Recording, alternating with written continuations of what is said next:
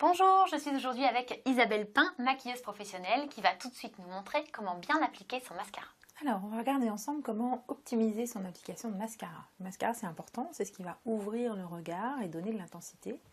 C'est la première chose qu'on utilise en maquillage et, à mon avis, la plus importante. On va utiliser un mascara, bien sûr, mais on va aussi utiliser ce qu'on appelle entre nous l'engin de torture, c'est-à-dire un recourbe-cils qui va nous permettre de préparer le cil avant l'application du mascara. Alors, le recourbe-cils, l'action est simplement mécanique. On va pincer le cil vers le haut pour le tenir relevé et ouvrir le regard. On le positionne à la racine et on presse. Ça va? Oui. Une fois qu'on a recourbé le cil, on va fixer ce mouvement avec le mascara.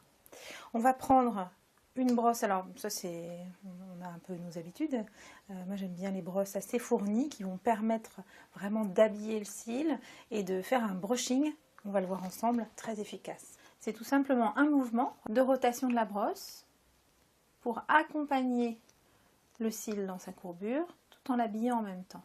Pour éviter les excédents, je vais essuyer la pointe de mon mascara dans un mouchoir en papier. Bien maquiller la racine des cils, c'est très important, surtout quand on a les yeux et les cheveux clairs, parce que les cils sont tendance à être un petit peu transparents, et du coup ça fait un œil qui est un petit peu triste. Donc intensifier dès la racine, c'est très important. Inévitablement, on a fait des taches à l'application du mascara, surtout quand on se rapproche très près de la peau avec la brosse.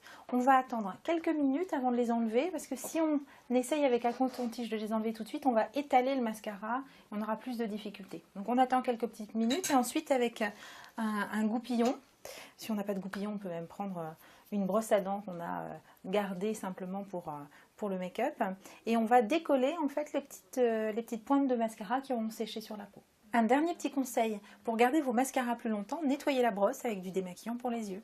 Et voilà, les cils sont maquillés, recourbés, sans effet paquet.